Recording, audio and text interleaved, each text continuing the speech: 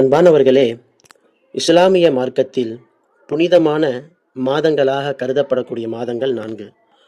அதிலே முதலாவது முஹர்ரம், 2வது ரஜபு, 3வது துல்காதா, 4வது துல்ஹஜ். இதில் முஹர்ரமுடைய மாதத்தில் 10வது நாளில் வைக்கப்படக்கூடிய அந்த நோன்புக்கு யௌமுல் ஆஷுரா, ஆஷுராவுடைய நோன்பு என்பதாக சொல்லப்படும்.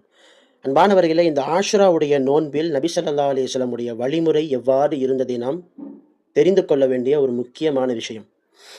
இதிலே நபி ஸல்லல்லாஹு அலைஹி வஸல்லம் அவர்கள் 4 வழிமுறையை பின்பற்றினார்கள். அதிலே முதலாவது, மக்காவில் இருந்த வரைக்கும் நபி ஸல்லல்லாஹு அலைஹி வஸல்லம் அவர்கள் தான் மட்டும்தான் நோன்பு வைக்கக்கூடியவர்களாக இருந்தார்கள்.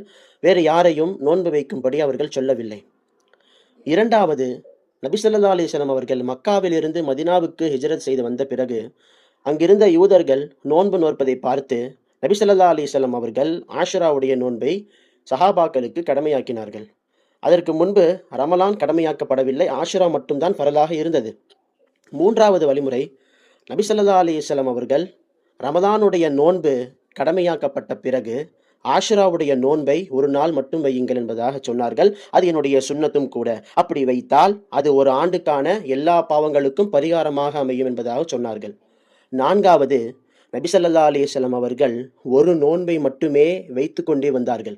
ஒரு நோன்பு மட்டுமே வைத்து கொண்டு வந்தார்கள். தான் மரணிக்கக்கூடிய அந்த ஆண்டில்தான் நபி ஸல்லல்லாஹு அலைஹி வஸல்லம் அவர்கள் சொன்னார்கள், நாம் ஆஷுராவுடைய நோன்பான ஒரு நாள் மட்டும் நாம் வைத்து கொண்டிருக்கின்றோம். யூதர்களும் அவ்வாறு தான் வைத்து கொண்டிருக்கின்றார்கள். எனவே நாம் அவர்களுடன் ஒப்பாக கூடாது. எனவே நான் அடுத்த ஆண்டு உயிருடன் இருந்தால் 9ஆம் நாளும் நான் சேர்த்து வைப்பேன் என்பதாக நபி ஸல்லல்லாஹு அலைஹி வஸல்லம் அவர்கள் சொன்னார்கள்.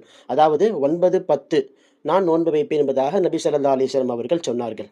இதுதான் நபி ஸல்லல்லாஹு அலைஹி வஸல்லம் உடைய வழிமுறையாக இருக்கின்றது. இதைத்தான் நாம் அன்றிலிருந்து இன்று வரைக்கும் 9, 10 அல்லது 10, 11 என்று யூதர்களுக்கு மாறு செய்கின்ற விதத்திலே ஆஷுராவுடைய நோன்பை நாம் கடைபிடித்து வருகின்றோம்.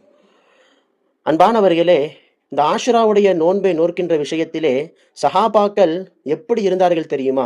அல்லாஹ் அக்பர். தங்களுடைய பிள்ளைகளை கூட அவர்கள் நோன்பு வைக்க சொல்லி பழக்கப்படுத்துவார்கள். அந்த ஆஷுராவுடைய நாளில் குடும்பத்தார்களுக்கும் பிறருக்கும் தான தர்மங்களை எல்லாம் தாராளமாக செலவு செய்வார்கள். காரணம், ஒரு ஹதீஸிலே வந்திருக்கின்றது, யார் ஆஷுரா தினத்திலே தாராளமாக குடும்பத்தார்களுக்கு செலவு செய்வார்களோ ஆண்டு முழுவதும் அவருக்கு அல்லாஹு தாலா பரக்கத்தான செல்வத்தை தருகின்றான் என்று.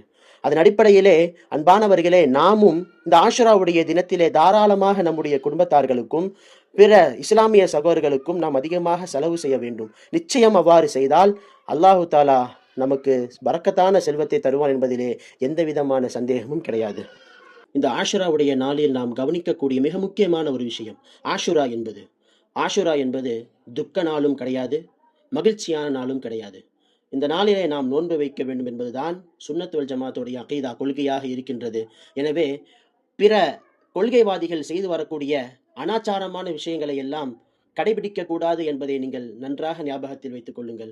கூரிய ஆயுதங்களால் தங்களுடைய உடம்பிலே ரத்தம் வருகின்ற அளவுக்கு அவர்கள் அடித்துக் கொள்கின்றார்கள். மார்க்கத்திலே இல்லாத ஒரு விஷயங்களை எல்லாம் புகுத்தி மக்களை திசை திருப்பிக் கொண்டிருக்கின்றார்கள். இது மிக பெரும் தவறு என்பதை நீங்கள் நன்றாக ஞாபகத்தில் வைத்துக் கொள்ளுங்கள். காரணம், நபி ஸல்லல்லாஹு அலைஹி வஸல்லம் அவர்கள் சொல்லியிருக்கின்றார்கள், தனக்கு பிறகு தன்னுடைய குடும்பத்தாரை மதிக்கும் விஷயத்தில் ரொம்ப வலியுறுத்தி இருக்கின்றார்கள். ஹஜ்ஜி முடித்து வரக்கூடிய அந்த ஹஜ்ஜத்துல் விதாவிலே நபி ஸல்லல்லாஹு அலைஹி வஸல்லம் அவர்கள் சொன்ன வார்த்தை, தரக்து ஃபீக்கும் ஸகலைன், உங்களிடத்திலே நான் 2 கனமான விஷயங்களை விட்டு செல்கின்றேன். முதலாவது குர்ஆன், 2வது என்னுடைய குடும்பத்தார்கள், அஹ்லுல் பைத். எனவே அன்பானவர்களே, இதிலிருந்து நாம் தெரிந்து கொள்ளக்கூடிய விஷயம், நபி ஸல்லல்லாஹு அலைஹி வஸல்லம் அவர்களுடைய குடும்பத்தாருடன் கண்ணியத்துடன் பேணி நாம் நடக்க வேண்டும். நபி ஸல்லல்லாஹு அலைஹி வஸல்லம் உடைய எல்லா குடும்பத்தார்களையும் அஹ்லுல் பைத்துகளையும் நாம் அனுசரித்து அவர்களுடன் நாம் கண்ணியத்தோடு அன்பான முறையிலே மதித்து நடக்க வேண்டும் என்பது இங்கு வலியுறுத்தப்படுகின்றது. அன்பானவர்களே, எப்படி அஹ்லுல் பைத்துகளை மதிக்க வேண்டும் என்பதையும் சஹாபாக்கள் நமக்கு கற்றுத்தந்திருக்கின்றார்கள். இவர்கள் மட்டும்தான் நாங்கள் மதிப்போம், இவர்கள் மட்டும்தான் அஹ்லுல் பைத்து, பிறரை நாங்கள் மதிக்க மாட்டோம், பிறரை நாங்கள் ஏசுவோம் என்பதாக சொல்லிக் கொண்டிருக்கின்றார்களே, அதுவெல்லாம் மிகவும் தவறு. அஹ்லுல் பைத்துகளை எவ்வாறு மதிக்க வேண்டும் என்பதையும் சஹாபாக்கள் நமக்கு சொல்லி தந்திருக்கின்றார்கள். அபூபக்கர் சித்திக் ரலியல்லாஹுடைய ஆட்சி காலத்திலே ஸைத் பின் சாபித் ரலியல்லாஹு அவர்கள், அல்லாஹு அக்பர், மிக பெரும் ஒரு தோழர், நபித்தோழர். இவங்க வஹ்யை எழுதக்கூடிய பொறுப்புல இருந்திருக்காங்க, குர்ஆனை ஒன்று சேர்க்கக்கூடிய பொறுப்புலையும் இருந்திருக்காங்க. இவங்க ஹசரத் அவங்க வந்து ஒட்டகத்துல வந்துட்டுருக்கிறாங்க. வந்துட்டுருக்கும்போது, ஹசன் ரலியல்லாஹு அவர்களையும், ஹுசைன் ரலியல்லாஹு அவர்களையும் நடந்து போறத பார்க்குறாங்க. பார்த்த உடனே ஒட்டகத்திலிருந்து கீழே குதிச்சிடுறாங்க. ஒட்டகத்திலிருந்து கீழே குதிச்சுட்டு, அவங்கள மேல ஏறி உட்கார வைக்கிறாங்க. அப்படி உட்கார வச்ச உடனே, ஹசன் ரலியல்லாஹு அவர்களும், ஹுசைன் ரலியல்லாஹு அவர்களும் சொல்றாங்க, "நாங்க சின்னவங்க, நீங்க பெரியவங்க. அதனால தாங்கள் தான் கண்ணியமானவர்கள்" என்பதாக சொல்லும் பொழுது, அப்பொழுது ஜெயித் பின் சாபித் ரலியல்லாஹு அவர்கள் சொன்ன வார்த்தை, நபி ஸல்லல்லாஹு அலைஹி வஸல்லம் அவர்கள் என்னுடைய குடும்பத்தாரை நீங்கள் கண்ணியப்படுத்தி, உயர்வுபடுத்தி பார்க்க வேண்டும் என்பதாக சொல்லியிருக்கின்றார்கள் என்று ஸெய்த் பின் சாபித் ரலியல்லாஹு அவர்கள் சொன்னார்கள். பிறகு ஒட்டகத்திலிருந்து ஹசன் ரலியல்லாஹு அவர்களும், ஹுசைன் ரலியல்லாஹு அவர்களும் இறங்கிய பிறகு, ஸெய்த் பின் சாபித் ரலியல்லாஹுடைய கையை பிடித்து முத்தமிடுகின்றார்கள்.